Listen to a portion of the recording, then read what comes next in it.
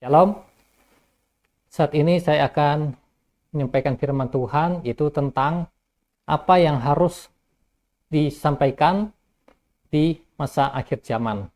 Ada dua hal yang perlu disampaikan oleh orang-orang percaya di akhir zaman, yaitu firman Tuhan, pemberitaan tentang pertumbuhan rohani, yaitu firman Tuhan yang mengajarkan kepada orang-orang percaya supaya mengalami pertumbuhan rohani sehingga menjadi dewasa rohani, sehingga bisa mengalami kesempurnaan dan bisa menjadi mempelai Tuhan Yesus di akhir zaman. Itu adalah firman Tuhan yang harus diberitakan, yang harus diajarkan oleh hamba-hamba Tuhan kepada orang-orang percaya. Jadi firman Tuhan yang harus diberitakan adalah firman Tuhan yang mengajarkan, yang membawa pertumbuhan rohani, yang membawa pertumbuhan iman kepada orang-orang percaya yang ada di akhir zaman di hari-hari ini, sehingga mengalami pertumbuhan rohani dari bayi rohani, kemudian meningkat menjadi anak rohani, sampai akhirnya menjadi dewasa rohani, sehingga akhirnya menjadi mempelai Tuhan Yesus. Di dalam 2 Korintus pasal 12 dikatakan, Rasul Paulus menulis, 2 Korintus pasal 11, Rasul Paulus menulis, "Aku sudah mempertunangkan kamu sebagai perawan suci kepada Kristus." Artinya, bahwa orang percaya sudah dibawa kepada pertumbuhan rohani dalam status dipertunangkan menjadi mempelai Tuhan Yesus. Tetapi di akhir zaman, di hari-hari ini, di akhir zaman harus meningkat, yaitu dari dipertunangkan akhirnya sampai menjadi menikah dengan Tuhan Yesus. Artinya gereja, orang-orang percaya harus mengalami pertumbuhan rohani. Bagaimana caranya bisa bertumbuh rohani? Yaitu melalui firman Tuhan, melalui belajar firman Tuhan, melalui firman Tuhan yang didengarkan, yaitu firman Tuhan yang murni, firman Tuhan yang benar, firman Tuhan yang sehat, yang membawa pertumbuhan rohani. Jadi ada makanan yang sehat dan ada makanan yang tidak sehat. Seperti yang ditulis oleh Rasul Paulus di dalam kitab Timotius, dikatakan bahwa ajaran yang sehat. Ya. Jadi ada ajaran yang sehat dan ada ajaran yang tidak sehat. Ajaran yang tidak sehat digambarkan seperti makanan yang tidak sehat. Makanan yang tidak sehat membawa sakit penyakit buat tubuh, tidak membawa pertumbuhan, bahkan bisa membawa kematian rohani. Tetapi makanan yang sehat digambarkan seperti makanan yang bergizi, makanan yang kaya dengan gizi, makanan yang sehat, sehingga ketika dimakan, tubuh menjadi sehat, tubuh mendapatkan banyak gizi, sehingga bisa bertumbuh. Demikian juga firman Tuhan yang sehat, firman Tuhan yang benar, ketika dipelajari, diajarkan, disampaikan, akan membuat orang-orang percaya mengalami pertumbuhan rohani, menjadi mempelai Tuhan Yesus di akhir zaman, bukan lagi dipertunangkan, tetapi akan menikah bersama Tuhan Yesus, karena digambarkan bahwa Tuhan Yesus sebagai mempelai laki-laki dan orang-orang percaya sebagai mempelai wanita. Jadi artinya orang percaya harus mengalami pertumbuhan rohani, menjadi dewasa rohani, disempurnakan menjadi mempelai Tuhan Yesus di akhir zaman. Sehingga pada waktu Tuhan Yesus datang mengangkat gerejanya, orang-orang percaya, maka orang-orang percaya yang sudah dewasa rohani, yang sudah mengalami penyempurnaan dari Tuhan, akan diangkat oleh Tuhan Yesus, mengalami pengangkatan gereja, mengalami rapture, sehingga tidak mengalami masa antikristus, tidak mengalami masa kesusahan besar. Itu pada zaman antikris. Zaman antikris di dalam kitab Wahyu dikatakan selama 1260 hari, selama 3,5 masa atau 3,5 tahun. Jadi firman Tuhan yang diberitakan adalah firman Tuhan yang benar di akhir zaman, firman Tuhan yang murni, firman Tuhan yang bukan dari pikiran manusia, bukan dari akal-akal manusia. Tetapi firman Tuhan, pengajarannya adalah dari Roh Kudus, pewahyuan, penyingkapan dari Roh Kudus, bukan dari pikiran manusia, bahkan bukan dari roh-roh jahat, tetapi dari Roh Kudus. Karena di dalam firman Tuhan dikatakan bahwa kitab suci ditulis dari ilham Roh Kudus. Jadi, untuk memahami firman Tuhan bukan menggunakan kepintaran manusia, tetapi menggunakan hikmat, pewahyuan, pengajaran dari Roh Kudus. Karena firman ini ditulis oleh Roh Kudus, maka Roh Kudus juga yang mengajar, yang membukakan rahasia firman Tuhan. Dan rahasia firman Tuhan akan dibukakan oleh Tuhan Yesus di akhir zaman kepada orang-orang percaya, kepada gereja Tuhan. Jadi, firman Tuhan yang benar adalah firman Tuhan yang diajarkan, yang diwahyukan oleh Roh Kudus, diajarkan oleh Tuhan Yesus, diajarkan oleh Roh Kudus, diwahyukan oleh Roh Kudus, dan bukan dari pikiran manusia, bukan dari kepandaian manusia. Kalau dengan pikiran manusia, maka akan kembali seperti pada zaman Tuhan Yesus, yaitu dengan orang-orang Farisi, dengan orang-orang ahli Taurat yang memakai kepintaran mereka, yang memakai kepintaran manusia dalam mengajarkan kitab Taurat, bukan dengan hikmat, pewahyuan atau kuasa dari Roh Kudus. Jadi firman Tuhan yang benar adalah firman Tuhan yang diajarkan, diwahyukan oleh Roh Kudus. Jadi ada dua macam pewahyuan. Yang pertama adalah pewahyuan firman Tuhan. Pewahyuan firman Tuhan ini yang ditulis oleh nabi-nabi di Perjanjian Lama dan ditulis oleh rasul-rasul di Perjanjian Baru, yaitu dari Kejadian sampai Wahyu. Wahyu firman Tuhan yaitu dari Kejadian sampai Wahyu 66 kitab. Dan itu sudah selesai, tidak bisa ditambah, tidak bisa dikurang. Sehingga di dalam Alkitab, di dalam kitab yang paling terakhir di Alkitab, yaitu kitab Wahyu, ada ditulis oleh Rasul Yohanes, barang siapa yang menambah perkataan ini, maka akan ditambah hukumannya. Barang siapa mengurangi kata-kata ini, maka akan dikurangi bagiannya. Jadi, firman Tuhan, Wahyu firman sudah berhenti, yaitu sampai kitab Wahyu, tidak bisa ditambah, tidak bisa dikurangi. Tetapi masih ada Wahyu yang masih berjalan, dan juga di akhir zaman, yaitu Wahyu firman, yaitu penyingkapan rahasia firman. Contoh, hal-hal yang tidak mengerti di kitab Wahyu, itu akan dibukakan, akan disingkapkan di akhir zaman, sehingga mengerti akan firman Tuhan. Itulah yang disebut Wahyu, pengajaran. Contoh lagi, di dalam kitab Daniel, ada hal-hal yang tidak mengerti, maka firman itu dibukakan di akhir zaman. Itulah yang disebut Wahyu, pengajaran. Ada hal-hal yang tidak dimengerti tentang cara berdoa, tentang cara berpuasa, dan itu dibukakan, diajarkan. Itu yang disebut Wahyu, pengajaran. Jadi Wahyu firman sudah berhenti, yang masih ada adalah Wahyu pengajaran, Wahyu penyingkapan rahasia firman Tuhan. Dan Wahyu penyingkapan rahasia firman ini adalah karunia dari Roh Kudus, anugerah dari Roh Kudus, penyingkapan dari Tuhan Yesus, penyingkapan dari Roh Kudus. Karena kitab suci ini ditulis oleh Roh Kudus melalui pewahyuan Roh Kudus, maka Roh Kudus juga yang akan mengajar, yang akan menyingkapkan rahasia firman Tuhan.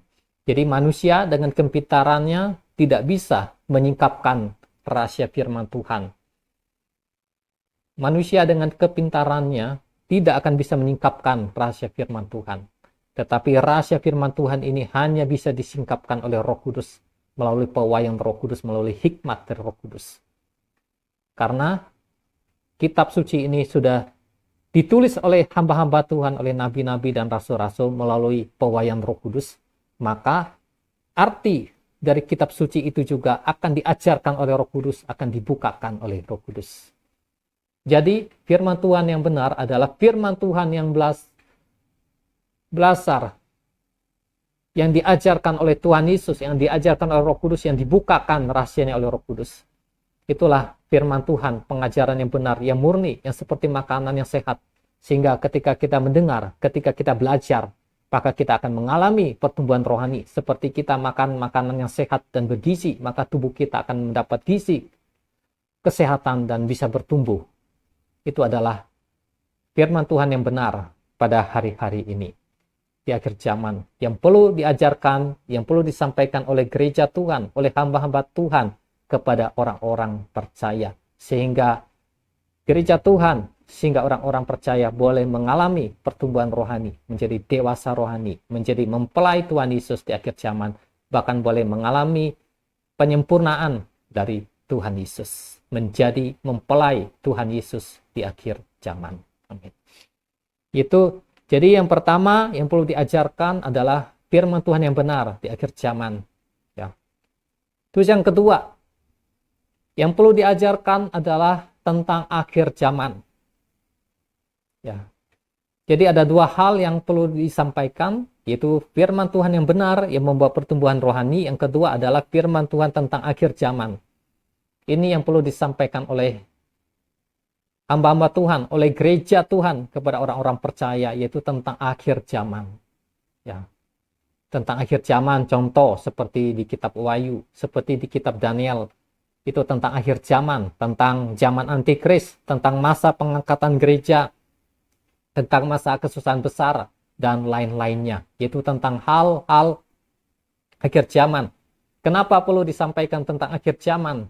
Karena orang-orang percaya saat ini sudah hidup sekitar hampir 6.000 tahun sejak Adam dan Hawa keluar dari Taman Eden. Jadi sejak Adam dan Hawa keluar dari Taman Eden atau diusir keluar dari Taman Eden karena memakan buah pengetahuan yang baik dan jahat, atau berbuat dosa, yaitu melanggar perintah Allah dengan memakan buah pengetahuan baik dan jahat. Jadi sejak Adam dan Hawa keluar dari Taman Eden sampai hari ini ada sekitar 5.000 tahun lebih, hampir 6.000 tahun. Di dalam surat 2 Petrus dikatakan bahwa di hadapan Tuhan 1.000 tahun sama dengan satu hari. 1.000 tahunnya manusia sama dengan satu harinya Allah. Artinya, kalau sudah hampir 6.000 tahun, berarti di hadapan Allah 6 hari. Ya, sudah mau 6 hari. Ya, sudah mau 6 hari. Atau berada di 6 hari. Nah, jadi sudah 6 hari. Ya, artinya sudah 6.000 tahun. Ya, ini 5.000 tahun lebih. Ada penanggalan Ibrani namanya, atau penanggalan orang Yahudi itu 5.000 berapa namanya. Nah, itu bisa dicari di Google, di internet. Nah, jadi itu 5.000 lebih. Jadi hampir mau ke 6.000. Ya. Nah, jadi udah hampir ke 6.000, atau hampir ke 6 hari, atau sudah mau 6 hari, atau boleh disebut juga sudah berada di 6 hari. Ya. Sudah mau di ujung 6 hari. Nah, jadi kalau sudah di akhir 6 hari, artinya berada di akhir zaman. Karena satu hari yang tersisa, yaitu hari ke-7, satu hari yang tersisa itu kerajaan 1.000 tahun. Seperti yang ditulis dalam kitab Wahyu. Jadi, hanya ada 7 hari aja, atau hanya ada 7.000 tahun. Yang 1.000 tahun yang terakhir itu, yang hari ke-7 itu kerajaan 1.000 tahun. Itu waktu Tuhan Yesus datang, ya, memerintah. Itu kerajaan 1.000 tahun. Jadi sekarang sudah mau ke 6.000 tahun. Berarti di akhirnya, berarti ini di akhir zaman. Jadi dari peta Alkitab aja, kita sudah berada di akhir zaman. Maka kita berada di akhir zaman. Karena itu, kita harus juga memberitakan tentang akhir zaman, karena kita berada di akhir zaman. Di akhir zaman apa aja yang akan diberitakan? Banyak hal. Contohnya pengajaran dari kitab Wahyu, pengajaran dari kitab Daniel, pengajaran tentang pengangkatan gereja, rapture, bagaimana bisa diangkat, pengajaran tentang antikris, pengajaran tentang tanda binatang. Nah, ini perlu diajarkan oleh orang-orang percaya, oleh gereja Tuhan, yaitu tentang tanda binatang, karena ini sangat penting. Ya. Dan tanda binatang ini dalam Wahyu pasal 13 ada 4 ciri, yaitu tanda binatang, yaitu ada sistem memaksa, dan kedua tanda binatang itu ada di tangan kanan, yaitu tangan kanan berbicara tangan, dan dahi itu berbicara kepala. Jadi tanda itu akan dimasukkan, akan ditaruh di tangan kanan, di tangan, dan juga di dahi, di kepala, ya. Dan akan nampak di tangan kanan itu di tangan, dan di dahi, di kepala. Dan dipaksakan kepada semua orang, dari kecil, besar, tua, kaya, miskin, merdeka, hamba. Semua orang akan dipaksakan di seluruh dunia. Itu adalah ciri tanda binatang. Yang ketiga ciri tanda binatang dalam Wahyu pasal 13, bahwa tidak ada orang yang bisa membeli, tidak ada orang yang bisa menjual kalau tidak memakai tanda binatang itu. Yaitu di tangan kanannya berbicara tangan, di dahinya berbicara kepala. Kalau tidak memakai tanda itu, kalau tidak punya tanda itu di tangan dan di dahi, di kepalanya, dia tidak bisa membeli, dia tidak bisa menjual. Artinya dia tidak bisa melakukan aktivitas-aktivitas yang ada di dunia, tidak bisa melakukan pekerjaan-pekerjaan di dunia, tidak bisa melakukan membeli, tidak bisa melakukan menjual. Menjual berbicara bisnis, ya, pekerjaan. Tidak bisa melakukan pekerjaan, tidak bisa melakukan bisnis, tidak bisa melakukan transaksi, tidak bisa melakukan kegiatan-kegiatan dan hal-hal lainnya kalau tidak menerima tanda binatang atau tanda tersebut. Tanda binatang itu tersebut adalah tanda antikris. Yang keempat, cirinya bahwa di dalam tanda binatang itu ada kode, yaitu ada angka 666. Itu adalah tanda antikris, itu adalah meterai antikris. Sehingga di dalam tanda itu sangat kecil sekali yang akan dimasukkan ke dalam tubuh manusia, maka dikodekan, dipatenkan, dimeteraikan di dalam tubuh manusia dengan tanda 666. Dimeteraikan artinya orang tersebut menjadi milik antikris. Bila menjadi milik antikris berarti menjadi milik iblis, menjadi milik setan. Maka di dalam kitab Wahyu dikatakan, jangan menerima tanda binatang. Resiko menerima tanda binatang dalam kitab Wahyu dikatakan, yang pertama dia akan kena penyakit cacar. Dia akan kena penyakit di tubuhnya. Yang kedua, dia akan dihukum oleh Tuhan siang dan malam bersama antikris, iblis, setan, dan roh-roh jahat di neraka. Akan disiksa siang dan malam karena menerima tanda binatang. Karena tanda binatang ini berbicara meterai antikris. Menjadi diklaim oleh iblis, diklaim oleh antikris menjadi miliknya. Maka gereja perlu mengajarkan tentang tanda binatang juga, yaitu hal-hal di akhir zaman, supaya orang-orang percaya jangan menerima tanda binatang. Dan barang siapa yang sudah menerima tanda binatang itu di dunia, maka bila dia sudah menerimanya dan dia sadar bahwa itu adalah tertulis di dalam firman Tuhan, yaitu di dalam kitab Wahyu pasal 13, maka dia harus bertobat sama Tuhan. Dia harus minta ampun sama Tuhan selama waktu masih ada kesempatan bagi dia. Selama kemurahan Tuhan masih ada buat dia, buat mereka, buat orang-orang yang ada di dunia. Dia harus minta ampun sama Tuhan. Dan dia tidak mau menerima tanda binatang yang berikutnya. Karena tanda binatang ini akan mengalami tahap demi tahap. Maka dia tidak akan menerima lagi tanda binatang yang berikutnya. Dia bertobat. Itulah artinya. Maka Tuhan akan melihat pertobatannya. Dan apabila dia sudah menerima tanda binatang itu, dia harus berdoa sama Tuhan Yesus minta ampun. Kemudian dia harus minta disucikan oleh darah Yesus. Dan dia harus berdoa sama Tuhan. Ya, dia berdoa buat air.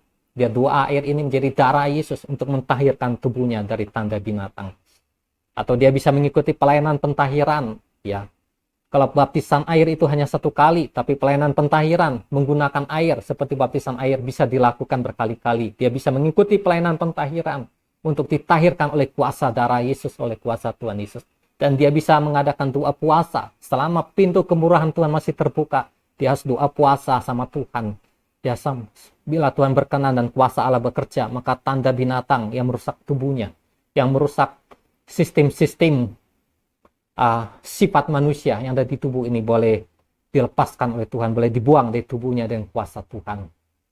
Maka dia harus berusaha sungguh-sungguh untuk dilepaskan dari tanda binatang. Dan dia tidak mau menerima tanda binatang yang selanjutnya. Bagaimana caranya mengenal tanda binatang itu? Itu ada di dalam kitab Wahyu pasal 13 dan ada 4 ciri tanda binatang itu. Dan apabila ciri-ciri tersebut ada di dunia dan orang masih ragu-ragu, maka mereka perlu berdoa sama Tuhan, perlu tanya sama Tuhan. Walaupun sudah cukup dengan tanda itu. Dalam Alkitab dikatakan, atas keterangan 2 atau 3 orang saksi suatu perkara sah. Jadi di dalam Wahyu pasal 13 tadi ada 4 ciri tanda binatang itu. Jadi 2 tanda aja udah cukup. 3 tanda udah cukup. Bahkan sampai 4 tanda udah cukup. Tetapi 4 tanda pun dia masih ragu-ragu. Dia harus berdoa, tanya sama Tuhan. Bahkan sambil doa puasa dia tanya sampai Tuhan, supaya Tuhan menjamah dia dan memberikan dia pengertian, menunjukkan jalan buat dia. Sehingga dia mengerti, sadar, yakin tentang tanda binatang tersebut. Karena firman Tuhan katakan 2 bukti suatu perkara sah, bahkan sampai 3 bukti suatu perkara sah. Bahkan di dalam tanda binatang ini sampai 4 ciri, 4 bukti yang menunjukkan itu adalah tanda binatang. Kalau masih ragu-ragu dengan 4 tanda itu, maka dia harus berdoa sama Tuhan.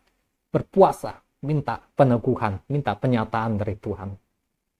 Kemudian dalam seseorang berdoa minta sama Tuhan, dia harus berhati-hati. Karena iblis itu bisa menipu, bisa menyamar, ya, bisa mengecoh orang-orang percaya. Seperti suara Tuhan, bahkan seperti Tuhan Yesus sendiri, ya. Nah, itu perlu berhati-hati. Ya, karena dalam banyak kejadian-kejadian hamba-hamba Tuhan, ketika hamba Tuhan di Indonesia berpuasa, itu hamba Tuhan sudah dipanggil oleh Tuhan, dia pernah berpuasa sama 40 hari, yang mungkin kita kenal namanya Bapak Yusak Cipto. Ketika Bapak Yusak Cipto puasa, maka Tuhan Yesus datang, dan ketika dia mau menyembah Tuhan Yesus, tiba-tiba Roh Kudus menegur, mengingatkan dia. Jadi dari kata-kata itu ada satu kata-kata yang janggal, dan Roh Kudus mengingatkan dia. Akhirnya dia berdoa, dia menyebut nama Tuhan Yesus, atau dia menengking nama Tuhan Yesus, itu langsung pergi. Ternyata itu adalah Lucifer atau iblis setan yang menyamar sebagai Tuhan Yesus. Jadi iblis bisa menyamar sebagai Tuhan Yesus. Bahkan Yusak Cipto yang dalam bukunya ditulis, hamba Tuhan yang bergaul karib dengan Tuhan, sering ketemu Tuhan Yesus, sering mendengar suara Tuhan, disebut sahabatnya Tuhan atau temannya Tuhan, disebut nabinya Tuhan. Itu iblis saja bisa menipu dia, ya, dengan menyamar sebagai Tuhan Yesus. Tapi karena anugerah Tuhan, pertolongan Roh Kudus, kepekaan yang Tuhan berikan, sehingga boleh disingkapkan bahwa itu Tuhan Yesus yang palsu. Karena di dalam kitab Korintus juga dikatakan bahwa iblis menyamar sebagai malaikat terang. Dan juga ada kesaksian dari seorang hamba Tuhan yang dari Indonesia Timur, yang orangnya masih ada sekarang, ya, masih melayani sekarang di Indonesia Timur. Dikatakan dia juga pernah ke Tuhan Yesus datang, dan dia udah menyembah Tuhan Yesus, tapi kemudian Roh Kudus menegur dia, dan dia dipimpin untuk ke belakang Tuhan Yesus. Dan di belakang Tuhan Yesus, di belakangnya atau di bawah pantatnya, atau di belakangnya, atau di jubahnya, pokoknya di belakangnya ada ekor, ya, dan di ujung ekor itu ada bentuk seperti segitiga. Ternyata itu adalah iblis yang menyamar jadi Tuhan Yesus. Jadi harus hati-hati, ya, dalam kesaksian-kesaksian seperti Tuhan Yesus datang kemudian berbicara, atau mungkin juga ya seperti Tuhan Yesus berbicara kepada seseorang hamba Tuhan, menyampaikan pesan-pesan begini begitu, ya. Tetapi apabila dicocokkan dengan kesaksian dari orang-orang lain, itu kok berbeda. Nah, itu perlu hati-hati juga. Ya, apakah itu benar Tuhan Yesus atau iblis yang menyamar sebagai Tuhan Yesus? Jadi itu perlu berhati-hati, ya. Jadi segala sesuatu perlu berhati-hati. Dalam kitab Tesalonika dikatakan, ujilah nubuat, jangan remehkan nubuat. Artinya nubuat itu tidak boleh diremehkan atau tidak boleh ditolak. Tetapi nubuat itu harus diuji. Seperti yang ditulis dalam kitab 1 Tesalonika pasal 5. Ujilah nubuat. Jadi setiap nubuat dari hamba-hamba Tuhan diuji. Mungkin ada hamba Tuhan berkata, saya bertemu Tuhan Yesus ngomong sama saya. Bahkan ngomong tentang tanda binatang atau akhir zaman. Itu tidak salah. Ya, kita tidak bisa mencurigai. Tapi kita perlu menguji, benar atau enggak. Itu. Karena iblis pun bisa menyamar sebagai Tuhan Yesus. Ya, kalau seandainya hamba Tuhan itu, dia nggak berhati-hati, mungkin dia sering ketemu Tuhan Yesus. Tapi pas itu iblis nyamar jadi Tuhan Yesus, dia pikir itu Tuhan Yesus, kemudian dia ikuti pengarahannya gitu. Nah, jadi perlu hati-hati, ya. Jadi tidak